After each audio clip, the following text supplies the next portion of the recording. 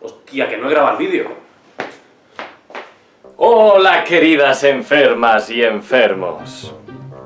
¿Cómo va eso?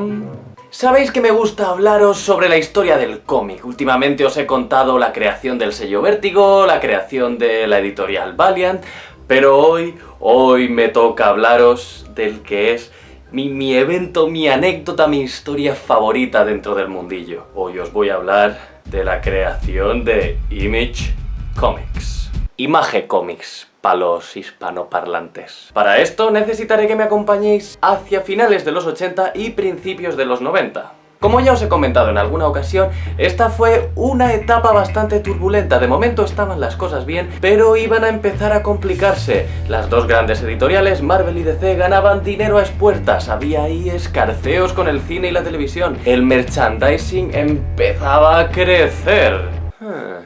¿Y qué pasaba entonces con los autores durante ese periodo? Durante este periodo hubo varios autores, sobre todo dibujantes, que empezaron a tener un estatus de estrella. Algunos de ellos hacían que entrara dinero a expuertas a la editorial, pero sus condiciones de trabajo no eran del todo ideales. Y por aquel entonces un joven y prometedor dibujante llamado Rob Liefeld se reunió con los editores de Malibu Comics y empezó a bullir con ideas, a pensar en experimentos. ¿Qué pasaría si publicara otras cosas fuera? Quiero hacer mis cosas propias, Marvel no me deja tener el derecho de los personajes que creo, todo le pertenece a ellos, tal vez podría ganar fuera, más dinero... Estas dudas que Liefeld tenía, por supuesto las comentaba con alguien llamado Todd McFarlane. Todd McFarlane, ¿de qué me suena ese nombre? Todd McFarlane tenía una personalidad, si bien no tan nerviosa como la de Liefeld, sí muy inteligente, muy... yo de aquí puedo sacar algo. McFarlane estaba muy cabreado con Marvel porque ejercían demasiada presión sobre el control creativo de los autores. Estaban sujetos a lo que los editores quisieran y McFarlane quería hacerlo todo él, quería sus guiones, que le dejaran tener libertad total. Y no solo eso, a McFarlane le molestaba mucho que cuando él estaba haciendo que miles de dólares, millones de ventas entraran a Marvel, no fueran capaces de reconocérselo. Lo que no tenía sentido es que si Marvel lanzaba una línea de camisetas con una ilustración de McFarlane en ella, ni siquiera le regalaran una.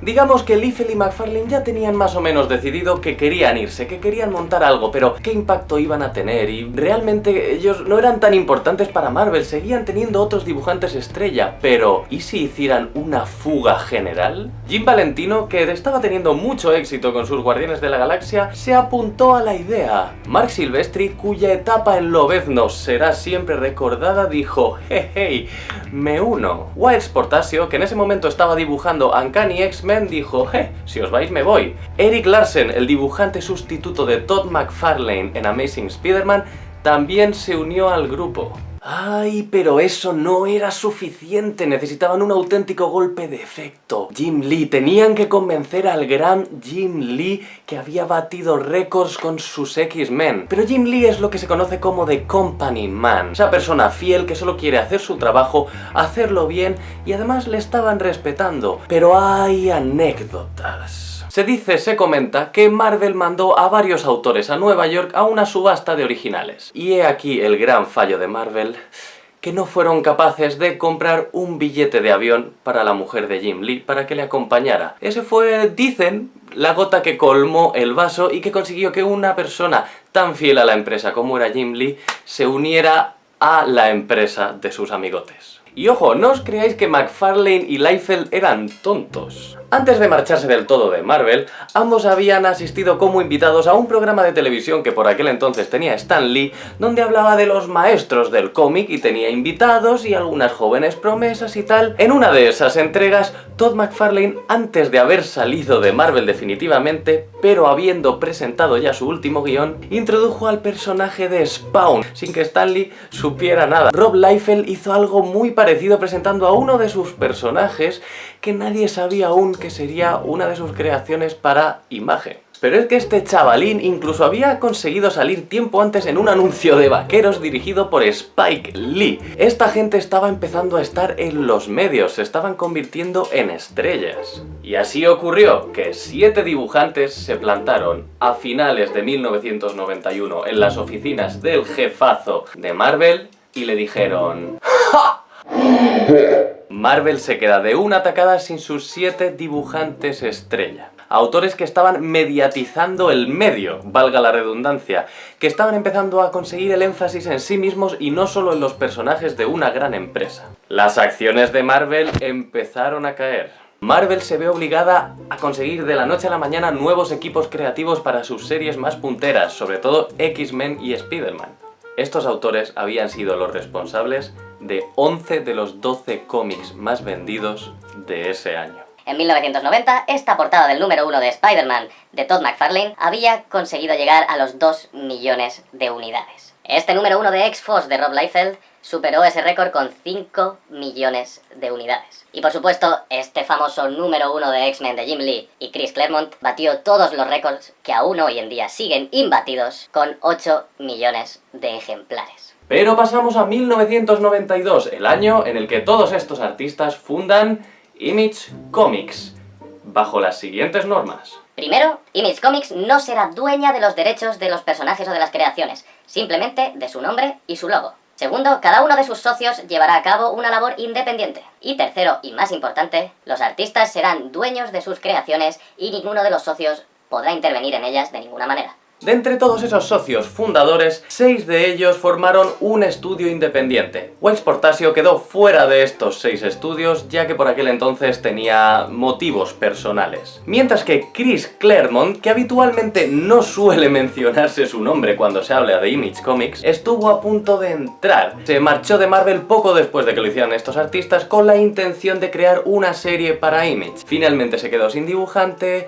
al final se quedó sin serie y así dio comienzo a una etapa muy oscura en la carrera profesional de Chris Claremont, donde fue haciendo cositas por aquí y por allá sin repercusión, de calidad mediocre, hasta que al final, con el paso de los años, volvió claudicando a Marvel Comics. Los 6 estudios que se formaron fueron los siguientes: Todd McFarlane Productions, con el número 1 de Spawn, una serie que sigue siendo publicada hoy en día y cuyo número 1 es el cómic independiente más vendido de la historia. Todd McFarlane es el único de todos estos autores que jamás volvió a trabajar para Marvel o DC. Nunca les perdonó. Se convirtió en un tío independiente y se dedicó a hacerse millonario, fundar compañías de juguetes y bueno, ahora mismo Todd McFarlane puede comprar tu casa, tu barrio y probablemente tu país. Si algún día se hace una película de esto, por favor, elegid a Matthew McConaughey. Por favor. Es que hasta hablan igual. Jim Valentino fundó Shadowline y le dio comienzo a esa serie con Shadowhawk número 1. Durante unos cuantos años, Jim Valentino fue el editor de Image Comics. Erik Larsen fundó Highbrow Entertainment, creó el personaje de Savage Dragon, le dio un nuevo número 1 y esa serie sigue siendo publicada hoy en día. Erik Larsen fue además el sucesor de Jim Valentino en las labores de edición de Image. Mark Silvestri dio comienzo al estudio Top Cow Productions con su Cyberforce número 1. Ya sabéis que esta línea pasó a ser conocida posteriormente como los cómics esos de chicas en bikini en la portada, con publicaciones como Witchblade, Phantom, Tomb Raider. Estos 4 estudios siguen existiendo hoy en día, esos 4 autores siguen en Image Comics, han desempeñado diversas labores, pero nos falta hablar de 2 estudios, que son los que tienen la chicha interesante. Comenzamos con Rob Liefeld, que creó Extreme Studios. Rob Liefeld dio comienzo a esta línea con el número 1 de Youngblood, que fue muy popular porque realmente Rob Liefeld representaba muy bien a la juventud de esa época. Era el más joven de este grupo y sabía lo que la gente de esa edad quería. Pero también era el que peor sabía llevar el dinero, los negocios y la fama, y fue el más problemático. Y el último de estos autores fue Jim Lee, que creó el sello Wildstorm Productions. Como muchos de vosotros ya sabéis, el primer cómic de esta línea fue el número 1 de Wildcats. Y en mi opinión humilde, creo que esta fue la línea con más calidad artística de todas. os explicaré algo que a mí me ha costado algunos años entender. Hasta que no me he metido en harina y he empezado a investigar, no lo he terminado de pillar del todo. Estos estudios, aunque se entienden como lo que ha sido tradicionalmente un estudio, es decir, pues un apartamento donde trabajan varios artistas, eran en realidad pequeñas empresas. Cada una de las 6 era una empresa distinta y todas estaban englobados bajo el icono Image Comics. Un pequeño ejemplo, ¿os acordáis del sello Cliffhanger, mi amado sello Cliffhanger del que os hablaré algún día? Cliffhanger era una línea de cómics que pertenecía a Wildstorm, y Wildstorm era una empresa, un estudio que a su vez pertenecía a Image Comics. En 1996, nuestro amigo Rob Liefeld, el jovenzano y enérgico Rob Liefeld, digamos que ya llevaba un tiempo dando problemillas de comportamiento, de retrasos en las entregas, de gasto económico desorbitado y parece ser que de intentos o supuestos intentos de espionaje entre estudios. ¿Qué pasa? Que Marc Silvestri, inciso, el único de todos estos que creo que era una persona normal, harto de aguantar las chorradas de Liefeld, dijo: me voy de aquí, Top Cow va bien, me voy, no voy a aguantar a este chaval, así que me voy por libre. El resto de socios se reunieron y dijeron: esto no puede ser, ¿qué vamos a hacer? ¿Quién da los problemas aquí? Rob. Echemos a Rob Liefeld y que vuelva Marc Silvestri, que es un tío que tiene la cabeza en su sitio. Conclusión, y aquí vino el enfrentamiento. Los socios se reunieron, decidieron echar a Liefeld y antes de que le echaran, Liefeld dijo: no me echáis, me voy, con mis 2 huevazos. Pero la traición más grande, por supuesto, vino de parte del que las mata callando, del Company Man de Jim Lee. En 1998, Jim Lee vendió los derechos de Wildstorm a DC. Eso me duele incluso a mí. Vender los derechos a una de las grandes es fallar a los principios sobre los que estaba cimentada Image Comics. Y lo cierto es que, como si hubiera sido una víctima del karma, aunque floreció durante bastante tiempo con la línea ABC Comics de Alan Moore, al final, en 2010, DC Comics clausuró Wildstorm. Cierto es que en 2011, con el reboot de DC, los personajes de Wildstorm fueron integrados en el universo DC, pero ¿realmente eso le importa a alguien? A mí no, ¿eh? Pero bueno, Jim Lee siguió en DC y, como ya sabéis, mal no le ha ido. Durante esta época, Image Comics ya se había convertido en la tercera alternativa, en la editorial más grande después de Marvel y de DC Comics. Pero la auténtica etapa dorada de esta editorial llegó a finales de la década del 2000, gracias a 2 detalles muy importantes. Primero me gustaría hablar de una figura esencial en el mundo de Image Comics. Me gustaría hablaros de Eric Stephenson. Stephenson, que llevaba toda la vida en Image y tenía buenas relaciones con todo el mundo, fue nombrado sucesor de Eric Larsen como editor en 2008. Stephenson es uno de esos profesionales que no tiene precisamente perfil de artista, sino de conocedor de los entresijos del medio. Y eso tiene algunas ventajas. Gracias a su labor como editor, se han publicado en Image series como Saga, The Wicked and the Divine, que a ver si la publicáis en español ya, Copón, Fatal, Bella Muerte, Paper Girls, Los Proyectos Manhattan, Clase Letal y por supuesto no podemos olvidar la serie de la que es guionista y una de mis favoritas de todos los tiempos, Nowhere Men. El segundo detalle importante de esta década, la llegada de Robert Kirkman. En 2003, Robert Kirkman creó los éxitos sin precedentes que son Los Muertos Vivientes e Invencible. Creo que sobra la presentación, ¿no es así? Pero es que el guionista revolucionó internet en 2008 subiendo un vídeo a internet conocido como el Manifiesto Kirkman, en el que expresaba su deseo de que todos los autores abandonaran a las editoriales grandes y se fueran a publicar por cuenta propia. Poco después de la llegada de Stephenson a las labores editoriales, Robert Kirkman sería la primera persona, después de los socios fundadores, en convertirse en socio y el único guionista que ostenta este cargo. En 2010, al igual que el resto de socios, creó su propio estudio, Skybound Entertainment. Y ojo, poca broma, que consiguió mediar entre los socios y Rob Liefeld para que hicieran las paces. Buen trabajo, Robert. Estos eventos marcan el final de la vieja Image Comics y el principio de una revolución del siglo XXI en la que Image es la editorial que mejores títulos está proporcionando actualmente. Y sí, claramente por encima de Marvel y DC. Le echaron un par de huevos y demostraron que los autores podían seguir su propio camino y vivir de su trabajo, aunque fuera complicado.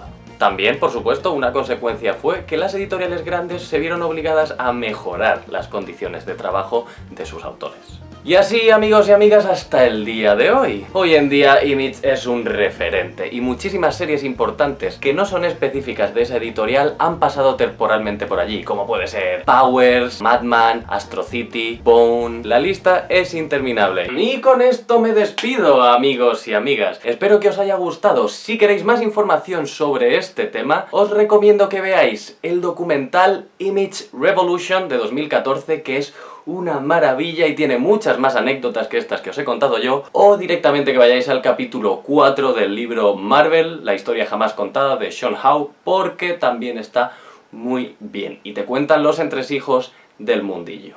Y sin más, me gustaría desearos una buena noche, que compréis más cómics de Image Comics y tanta paz llevéis como descanso dejéis.